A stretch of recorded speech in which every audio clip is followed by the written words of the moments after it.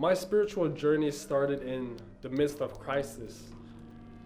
I'm just a teenager, by the way, but I think when I was 13 or 15, that I was putting all my happiness into one place, which was just a relationship with somebody, just a romantic relationship. I was placing all my happiness in the wrong places.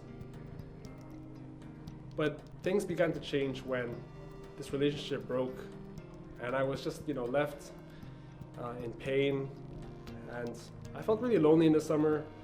I was really suffering a lot from comparison to a lot of my friends, and I was just honestly sad in life. Well, that's when an elder in the church asked me, do you want to lead this kind of sermon on this book called The Great Controversy? And I don't even know why I said it, but I just said yes.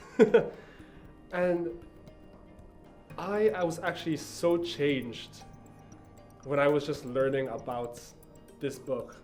Like, even though I was gonna tell what I learned about to others, I think I was the most changed myself, just from telling others about what I learned. I was more changed. And that's when I realized that even though amidst the pain, you're trying to look for validation through people, even though you might look for happiness in all the wrong places, I found Jesus.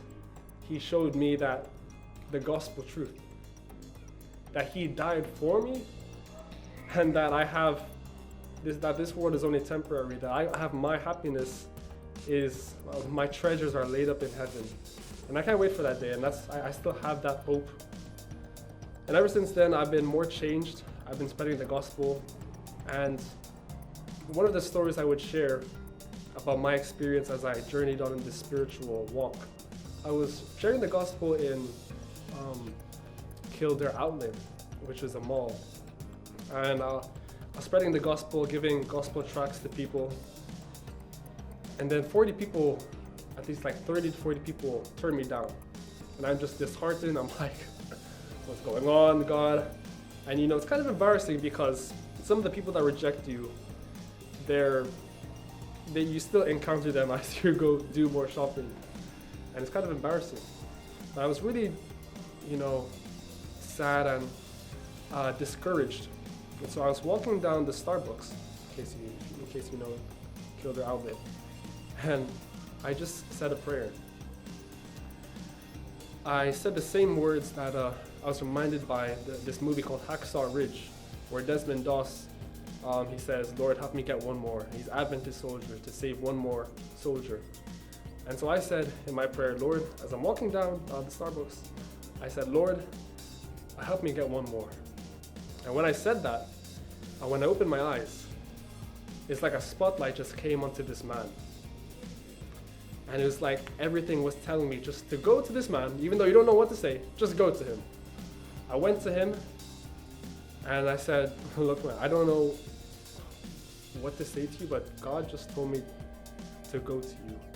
We started conversating, and I realized this guy is well versed in the Bible. Like, he knows more about the Bible than I did. I was telling him about the story of Moses and the Israelites, and he corrected me. I made a mistake in the information I was sharing. I'm like, no, you're wrong. He was a better Christian. Like, he knew more about the Bible than me. It's like, interesting, okay. And I asked him, do you know anything about the Sabbath? He had the wrong understanding of what the Sabbath was. But then a miracle happened. Guess what was in my pocket? It was a Sabbath gospel track just for him.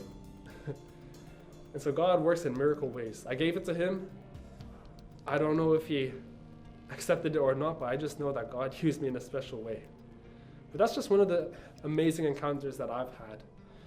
But it just shows that, just like how God brought me from a state of pain where I was looking for happiness in the wrong places. But Jesus changed me, and I'm just truly blessed to have a Savior who loves us all. He died for us.